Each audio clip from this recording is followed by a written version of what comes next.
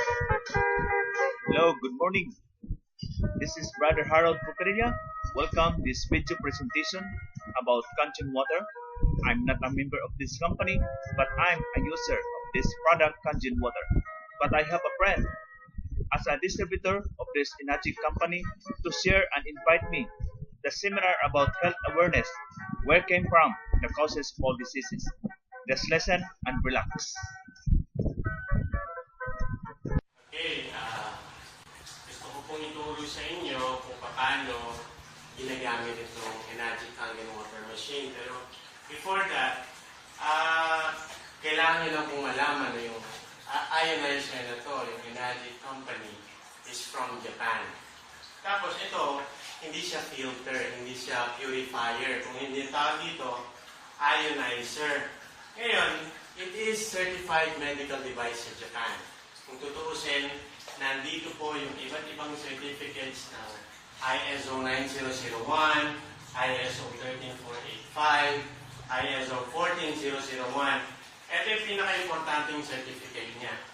Ito is from the Ministry of Health, Labor, Welfare Government of Japan na nagsacertify ng Enagic is a medical device manufacturer. So, yan po ang napaka-importante. Ito rin po. Sa USA, ang Kangen water is trademarked by Enagic. Walang ibang pwedeng gumamit ng term na Kangen water kung hindi ang Enagic company. Okay? So, etong machine na to, nag-create ng 7 types of water. So, ganito lang po. Yung machine ninyo, nakakonect sa inyong gripo. Okay? Tapos, ang tubig, ginagawa niya is pagbukas mo ng gripo, dadaan siya dito sa machine, i-filter niya muna yung tubig, lilinisin niya. And then yung second process is yung ionization. Yun yung pag-separate ng tubig na tinatawag na Kangen water at acid water dito sa kabilang hose. So ito po is, bubuksan ko siya. So kung makikita ninyo, may lumalabas na tubig dun sa acid water. Tapos, dito, siyempre, dumadaan pa dun sa pinaka-filter na yan. Ito yung tinatawag natin Kangen water. Okay? So, yung Kangen water po, patayin ko muna. So, acid water dito, ito Kangen water. Yung Kangen water, meron siyang 3 types of pH. Ito yung tinatawag na 8.5, 9.0, then wala po kayong ibang gagawin kung hindi pipindutin nyo lang itong button na Kangen para mag-change siya ng pH. Then meron po tayong clean water. Yung clean water po, ito yung ginagamit natin sa paggawa ng dede or gatas ng mga bata. Tapos ginagamit din natin for medication kapag meron kayong mga maintenance. Tapos nandito naman po, yung beauty water po is good as astringent or toner. Tapos dito po yung ating strong acid water. Ito yung isang very powerful type of water na meron ng ating machine na nakakagaling ng eczema, dermatitis, lahat po ng skin problems na meron. Even yung mga may gangrene na mga sugat na hindi gumagaling, naayos po yan. At isa po napaka-importante is ito, si Dr. Shinya. Si Dr. Shinya po, hindi nyo man siya kilala pero siguradong alam ninyo kung ano yung kanyang invento. Ito yung colonoscopy or endoscopy.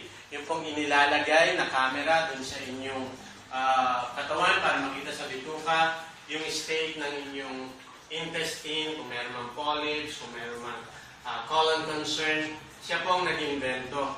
At siya pong aming medical advisor dito sa Enagic, no?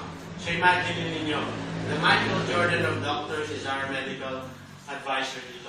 Wala po siyang mga pasyente na pinapagaling o inaalagaan na hindi nagko-commit na uminom ng Kangen water kasi isa ito sa napaka-importanting requirements niya for detoxification, paglilinis ng katawan. So, dito po, pupunta ako sa kabila rito. Pag pinag-uusapan po dito is yung water, di ba? So, bago ko po ipakita sa inyo yung 3 properties of the water, ito yung nakakalimutan natin, kaya tayo nagkakasakit. Alam niyo po, 75% ng katawan natin tubig. Lahat tayo naniniwala na 75% ng katawan natin tubig. Pero ang problema is, naaalagaan ba natin kung 75% na to? Naibibigay ba natin yung sapat na tubig sa ating katawan para mabuhay yung mga organs natin? Hindi po. Nangyayari po is, ito, wala na po tayong ibang ilagay sa ating katawan kung hindi yung mga iba't ibang drinks katulad dito. Nakatulad niya. Okay? So, pati po ito. So, kung yan lahat ang ilalagay mo sa iyong katawan, parang ng isang aquarium na may mga isda, nilagyan mo ng iba't ibang klase ng drinks na to. Sa palagay nyo, hindi ko lalagyan ng tubig yung aquarium at eto lahat ang ilalagay kong drinks. Or tubig sa aquarium, hindi kaya mamamatay yung isda? Tapos kung ang sagot ninyo is mamamatay, ganun din yung mga cells natin sa katawan na nabubuhay sila sa tubig at malinis na tubig. Hindi sa mga liquids na nandito. Ganito lang po kasimple yan. Eto po, papakita ko sa inyo na ang percentage ng ating dugo is 90. Okay? 90% ng ating dugo is tubig. Ngayon, kung tubig po yung ating dugo, sa ginawa natin araw-araw, wala tayong ginawa kung hindi uminom ng mga maraming asukal, maraming alcohol, at maraming chemicals na drinks, maghahanap yung katawan natin na gagawin yung dugo. Wala po siyang mahanap kasi hindi ka uminom ng tubig. Saan po siya gagawa? Kukuha na gagawin yung dugo. Dito po sa lahat ng inilagay natin. So yung sakit natin, minsan lagi natin sinasabi, dahil nagmana tayo sa ating mga parents, dahil ito talaga yung sakit natin sa pamilya. No, hindi po. Kung tutusin, it's our lifestyle. Kailangan lang natin intindihin na ang katawan natin tubig, 75%. Pero with details, 90% ng blood natin tubig. 75% ng muscles natin tubig. At 82% ng kidney natin tubig. So nabubuhay karamihan ng mga organs natin, halos lahat of course, pati yung brain, tignan ninyo, 80% water. Ngayon, sumasakit yung ulo natin dahil nagkukulang sa tubig. Wala tayong ibang isinagot kung hindi, gamot. Ganon din yung ating katawan, yung mga muscles natin, nagsasakitan. Wala tayong ginawa kung hindi maglagay ng painkiller. Pero hindi. Ang katawan natin, kaya nagkakasakit siya, o kaya sumasakit yung mga muscles na yan, ulo, one joints. Alam niyo pong hinahanap niya? Yung tubig na kung saan siya nabubuhay, na yun yung kulang na ilalagay natin. So ngayon, naibigay na po natin yung importance ng water. Tignan naman natin yung quality. Kasi katulad ng isang sasakyan, hindi basta-basta ang nilalagay mong oil sa iyong sasakyan. Gusto mo yung the best quality of oil. Ganun din sa gasolina. Hindi pwedeng, kung nakakita na kayo ng gasolina na tinatakal-takal sa street, pero hindi nyo lalagyan yung inyong sasakyan, lalo na kung bago ng ganung gasolina. Bakit? Gusto nyo yung quality of gasoline para umaba ang buhay ng inyong sasakyan. Ganun din po yung katawan natin. Hindi pwedeng basta-basta ang tubig na lang ang ilalagay natin sa ating katawan. So ito po, dito papasok yung klase ng tubig na meron sa mga binibili natin araw-araw. So sige po, ganito yan. Kukuha muna ako dito ng tinatawag natin yung tap water natin sa pang-araw-araw, yung tubig sa gripo. So ito pong machine, hindi nyo na kailangan alisin yung connection niya kasi diverter lang ang kailangan ninyong galawin para makuha ninyo yung inyong tap water. Kaya panghugas ng plato. Then later, dito sa kabila, kukuha po ako ng Kangen water. So, isi-switch ko lang yung diverter dito. Okay? Tapos, eto na, lalabas na dito yung ating pinaka-Kangen water. Ayan po siya. So, dun sa kabila, katulad ng sabi ko kanina, acid water or duty water po yung lumalabas. Sige po, meron din akong gustong ipakita sa inyo na kaya tinatawag siyang living water is kasi po, punong-puno siya ng tinatawag na active hydrogen. Yung active hydrogen po na yan po yung nakikita natin sa mga bukal, sa mga bundok, tubig na bundok, na meron siyang maliliit na mga particles. So yan po yung makikita mo na fresh yung Kangen water. So, ilalagay ko po yung mga iba't ibang klase ng tubig. Okay, hindi na ako mabanggit ng brand. Iba't ibang klase ng tubig, katulad nito is distilled water.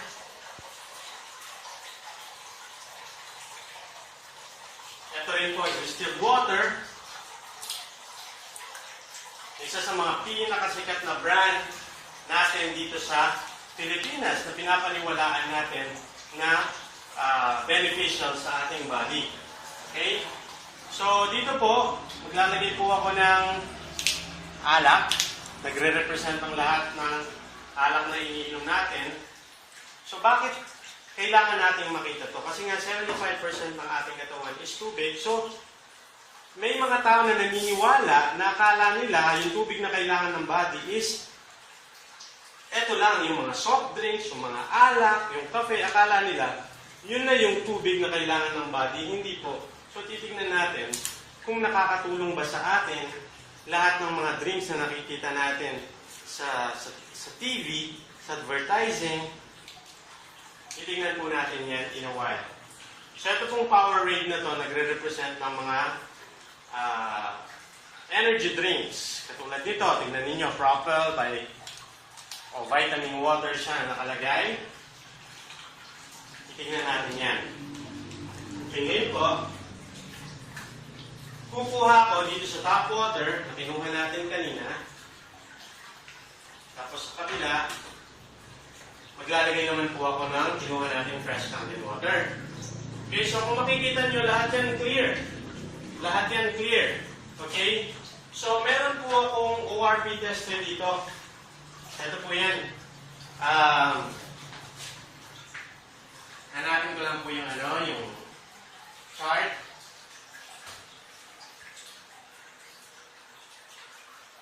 Okay. Ito po, meron pong tinatawag na ORP chart. ORP stands for Oxidation Reduction Potential Meter o potential chart, no? So ito po, kung makikita ninyo, zero number nasa center siya. Sa bandang kanan, may makikita kayong mga positive number. As you can see, red siya dahil lahat po ng positive number is harmful sa body natin. Nakaka-deteriorate yan. Millivolts ang pagbasa, no? So the higher the number, the more yung property na meron siya na mag-oxidize o magpatanda o sumira sa ating katawan. Ngayon, naghahanap po tayo ng mas kokonting number dito sa meter na to. Okay, so yan, positive number yan. Ito yung environment natin, nakakakuha tayo ng ganitong positive number. Naghahanap kayo ng lesser number. Pero kapag dito sa meter na to, nakakita kayo ng negative sign, ibig sabihin, it is very beneficial sa body kasi antioxidant siya. Katulad ng green tea, kaya mahilig yung iba sa green tea dahil sabi nila antioxidant, it's negative 100. Yung vitamin C, tignan nyo po, negative 50. Titignan natin sa fresh Kangen water na kinuha natin, kung totoo nga na umaabot siya ng negative 300 to negative 400 na ORP. Okay? So, eto po, ididip ko lang po itong ORP tester natin. Unahin po natin yung mga tubig natin, okay? Let's say itong distilled water na to. Titignan natin kung ilan siya. As you can see, it is positive, 280, 290, 300, nandun na po, pumapanik pa yan. At titignan natin ito. Di ba sabi nila malinis ang bottled water? Bakit parang marami siyang properties to oxidize our body? Kasi po yung plastic na pinaglalagyan yan, nako-contaminate. Even kapag nasa storage yan, umiinit din naman yung plastic na yun, nagli-leach. Ganun yung chemicals na meron siya. Kaya, very harmful yan sa ating body. Kaya tingnan natin itong tap water. As you can see, ito pong tap water na to, bakit naman napakataas? Umabot siya ng almost 600. Ayan, pumapanik na siya ng 600. Wala pong nakakaalam sa atin kung gaano kakapal ang kalawang na meron sa mga tubos natin o sa mga pipes natin, di ba? Hindi rin natin alam kung nasan yung area na butas, yung mga tubong yon. Kahit yung bahay ninyo bago, kung yung pinanggagalingan naman na pipes is mga luma, eto po yung hindi natin nakikita. na itong meter lang na to ang nakaka-detect. Tignan naman po natin yung ating mga favorite drinks, katulad ng soft drinks. Bakit napakataas? Siyempre po, nakakasira yan sa katawan. Marami ang acid, marami ang asukal na merong nandyan sa loob niyan para sumira sa ating katawan. Tignan naman natin itong energy drinks. Wow, 600 plus, katulad din ng soft drinks. Tignan po natin itong vitamin water, supposed to be vitamin ang nakalagay dyan. Dapat beneficial yan, pero nakikita ninyo almost 600 pa rin siya. Titignan naman po natin itong ating alcohol na nagre-represent ng lahat ng alak na iniinom natin. Wow! Bakit po lesser siya? Kasi it's alcohol. Di ba yung ginagamit natin sa mga sugat is alcohol? So pinapatay niya yung oxidant. Kaya nagiging lesser siya. So sabi natin, lahat ng positive number oxidizes our body. So naghahanap po tayo ng lesser number or negative number. Tingnan nga po natin kung ilan meron ang ating Kangen water na kinuha natin sa ating machine. Ilan po ang nakikita ninyo? Meron akong nakikita dito na negative 400 plus. So, imagine ninyo lahat ng ito is oxidizing sa body natin, nakakasira, nakaka-deteriorate.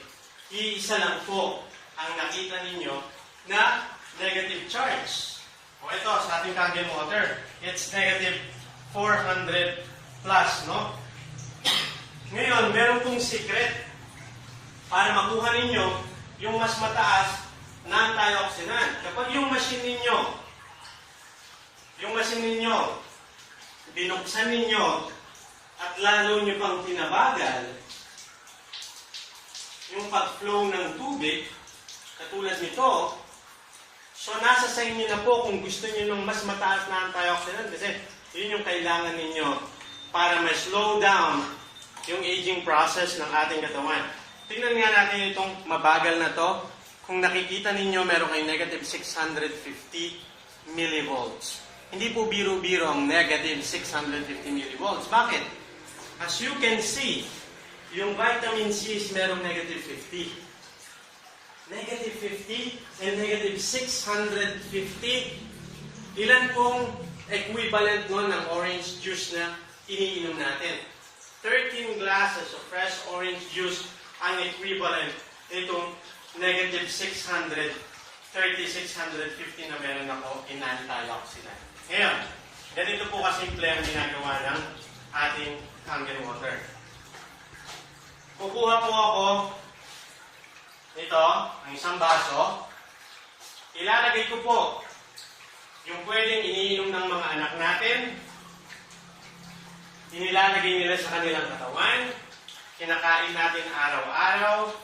Hindi nyo naman sila pwedeng pagbawalan. Wala sila sa bahay. So lahat ng kinakain natin, iniinom natin, lahat po yan, mga tinatawag na oxidant-free radicals na nakakasira sa ating katawan. Kung titignan nyo po dito,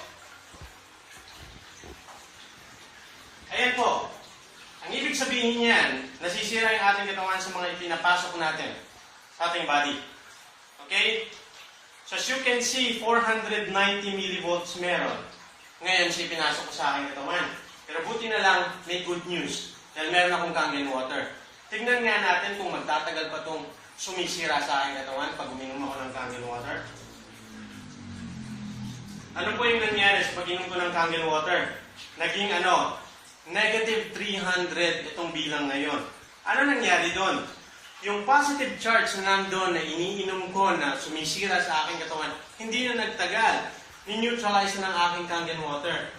Yun ang dahilan kaya ang Kangen water tinatawag na king of antioxidant kasi yung antioxidant na meron ng Kangen water, malamang kulang pang isang kain na fresh vegetables and fruits for you to get the power of antioxidant na merong negative 650. Okay? So that's the most, maybe I can say, the most important property ng Kangen water. But there are three. Ang second po is yung high pH ng Kangen water. So, eto po, meron akong chart dito, pH chart. Ipapakita ko po sa inyo kung gaano kataas yung pH ng ating Kangen water. Bakit pag-uusapan po natin ng pH? pH stands for potential hydrogen.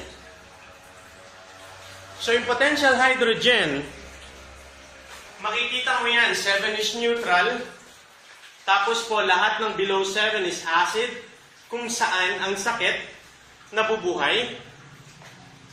Dito naman po, 7 up is alkaline. So ganito lang kasimple ang formula. Kapag acidic ang katawan mo, mabubuhay ang sakit. Kapag inalkalize mo ang katawan mo, hindi pwedeng mabuhay ang sakit. Dahil puno ka ng minerals, puno ka ng oxygen. Ganun din po yung mga aquarium. Kapag naging acidic o madumi na yung tubig sa aquarium, namamatay na po yung mga isda o nanghihina sila. Okay? So, kapag pinalitan mo naman yung tubig ng aquarium, meron na namang oxygen yan, malinis na naman, lalakas na naman yung mga isda. Ganun yung mga cells natin. So, titingnan po natin dito sa ating mga tubig with the help of a pH tester. As you can see, pH tester po. Ginagamit po ito sa mga aquarium, sa swimming pool, para malaman kung acidic yung aquarium. Hindi pwedeng maging acidic yung tubig ng aquarium kasi mamamatay yung mga isda. So kapag inilagay ko po yan dyan, kapag naging kulay siya na ganito, ibig sabihin acidic, hindi maganda sa ating katawan. Naghahanap kayo ng higher na pH. Tingnan po natin isa-isa. Magmula dito. So, pinapaniwalaan natin na mga energy drinks na yan. Yung araw-araw na binibigay natin sa ating mga anak. Na soft drinks, yung paminsan-minsan na sinasabi ni tatay na iniinom niya. Minsan, paminsan-minsan, minsan isang araw. At yung mga pinapaniwalaan natin na mamahaling tubig na makakatulong sa atin, at yung Kangen water natin at yung tap water natin. Kung magre-research po tayo, iisa lang ang makikita natin sa research natin ng acid, 90% ng sakit, pinanggagalingan acid. Nasaan ang acid? Sa kulay na to. So kayo na po ang tumingin dyan na lahat ng nakikita ninyong colors dito is more or less nasa pagitan ng 2.5, 3.5, 4.0, 5.0. So, ganun na lang na ang katawan natin ngayon ang hihina lagi. Dahil hindi alam ng karamihan, lalo na ng mga Pinoy, na ang araw-araw nilang iniinom is acidic drinks. Okay? So ngayon, anong advantage meron kapag meron kang Kangen water? Ito lang po. Sabi ni Dr. Otto Warburg, Nobel Prize winner in 1931, na ang cancer daw nabubuhay sa acidic na katawan. Pero hindi siya pwedeng mabuhay sa alkaline na katawan. So tandaan niyo po, kapag acidic ang katawan niyo, magkakasakit kayo, hanggang sa pwede kayong magka-cancer. Pero, pwede mo daw siyang i-save. Paano i-alkalize mo yung body mo? Paano pag-alkalize ng body? Kumain ka ng fresh vegetables and fruits. Kaso, sa panahon ngayon, ang mga tao sobrang busy. Walang panahon para dun sa pagkain ng raw. At yung lifestyle natin, hindi tayo nasanay na raw vegetables and fruits ang kakainin natin. Yung invento ng mga Japanese na mga ionizers na ginagawa nila, ito ang effect kapag ininom mo. So acid po ito, kaya may arthritis kayo, may back pains kayo, may joint pains kayo, may acid reflux kayo, may gout kayo, may migraine kayo, may dysmenorrhea kayo, may cyst, tumor, cancer, because your body is acidic, inom ka ng Kangen water, ayan ang mangyayari sa katawan mo. Ano ginawa niya? Yung katawan mo na nawalan na ng minerals, nawalan na ng oxygen, dinagdagan ng minerals and oxygen ng Kangen water. So, ganun din po. Diabetes, high blood, cholesterol, iba't ibang klase ng sakit caused by acid, inom ka ng Kangen water, ito ang mangyayari. Okay? So, ganun din. Kunyari, ito yung katawan ng bata. Kumakain ng chocolate, kumakain ng popcorn, nandyan siya, marami siyang chichirya na kinakain, so nagiging acidic na rin yung body niya.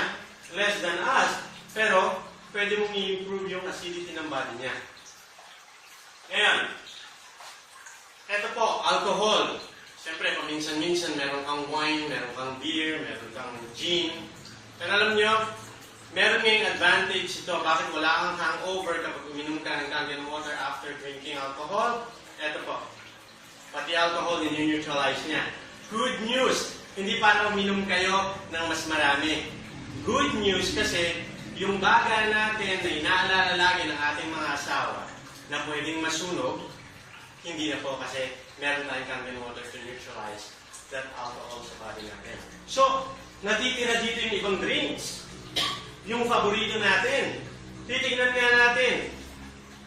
Kung pwede nyo sabihin sa akin, pwede na pala natin abusuhin yung sarili natin kasi may Kangen water na. Tingnan po natin ito.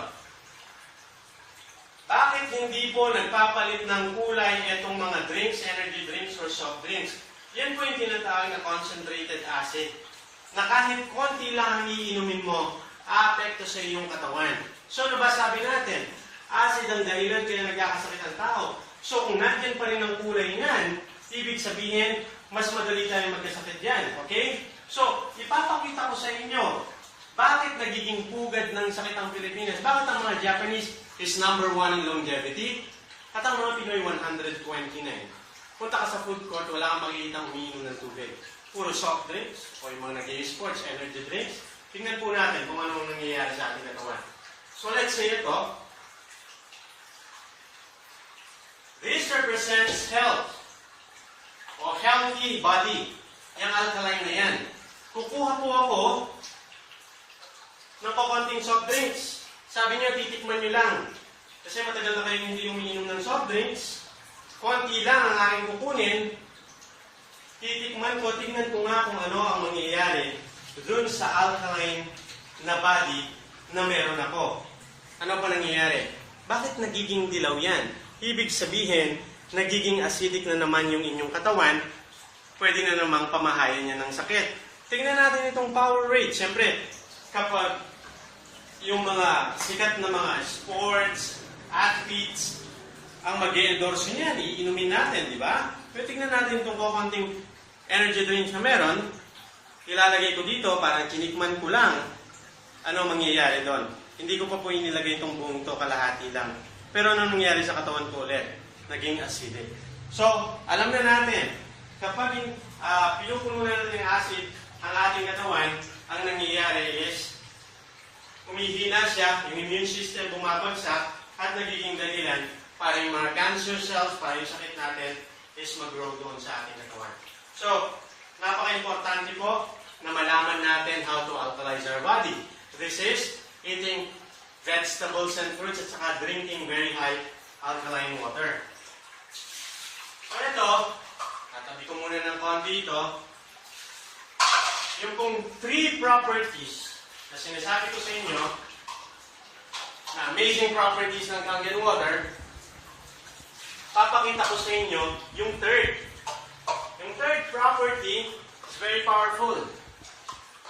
Ito po.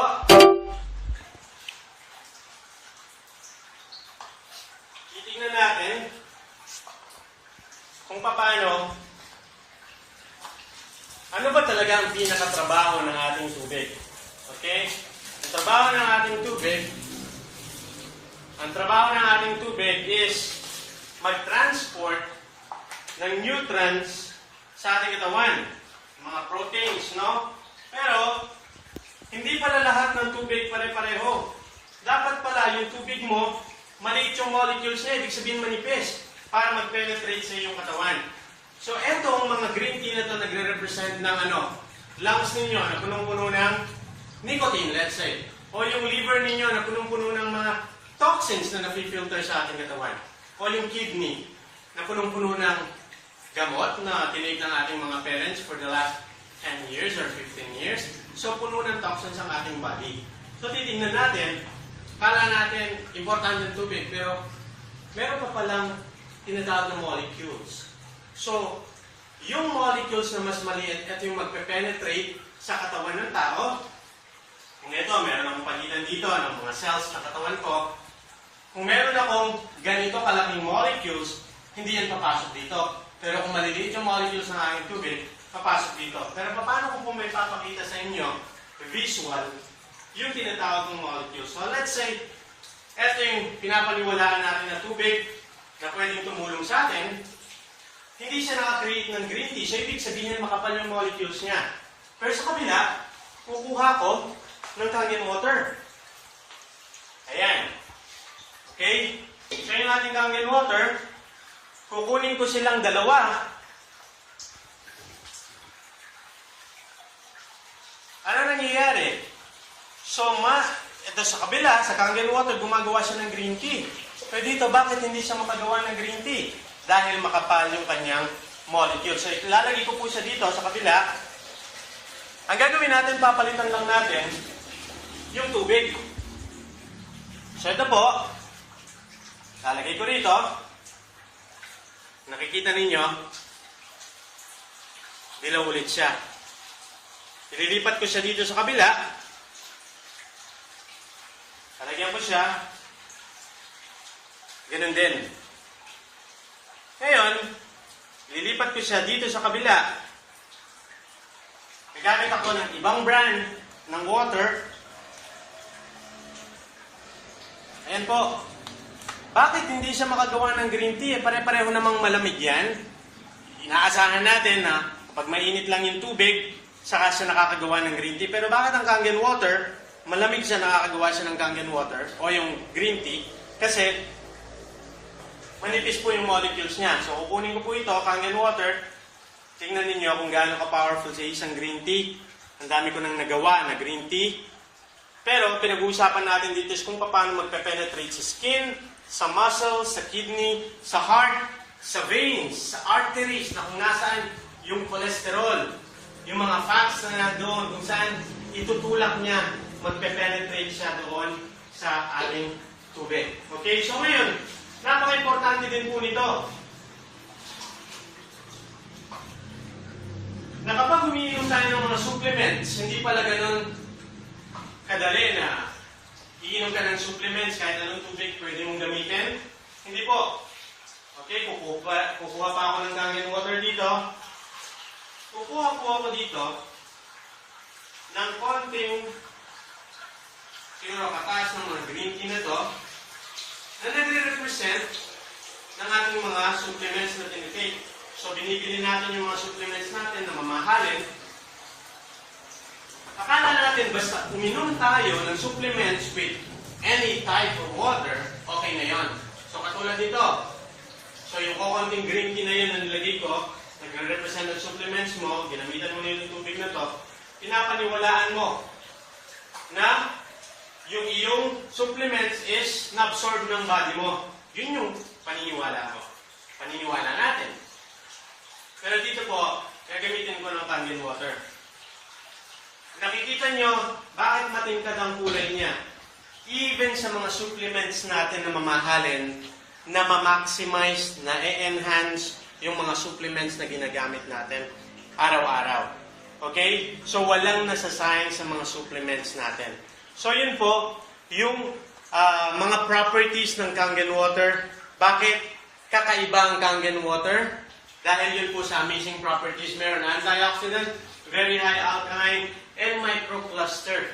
So yung mapapansin ninyo, pag inom nyo ng Kangen water, bakit kahit 2 basong straight, makakaya nyo? Bakit hindi kayo nabubulunan? Kasi napakalit ng molecules na ibig sabihin, kahit sa ang parte ng ating katawan, magpe-penetrate siya. So kung may inaalagaan kayo dito, ng mga thyroid man yan, sa puso ninyo, meron yung mga clots, papasukin po niya yan. Itutulak niya. Ano ang aking recommendation? O ano suggestion natin? We need to drink 3 liters of water. Or, no, not water. 3 liters of Kangen water per day para makita po ninyo yung miracles na meron ng Kangen water. Bakit kailangan 3 liters per day? Kasi kailangan mong i-flush out lahat ng toxins sa inyong body. And, very important thing to know is, alam niyo po ba na we lose minimum of 2.5 to 3 liters of water per day. So, kailangan nating replenish yun. Kailangan nating punuin yun. Yung mga lumalabas sa atin, kailangan nating ibalik para hindi tayo magkaroon ng problema na dehydration. So, these are the 3 properties ng Kangen water. Ito po yung inyong tubig na pwedeng umpisahan na inumin, na itry para makita ninyo yung milagro na nagagawa ng Kangen Water. Maraming salamat po. This is Mark Cristal reporting from Kangen Oasis. Thank you and God bless for listening this video. If you are willing and interested in actual demo, please call and contact me, Brother Harold Purcarilla, at 09 Patag, Cagayan de Oro City, Philippines, on my contact number 0915-612-9907.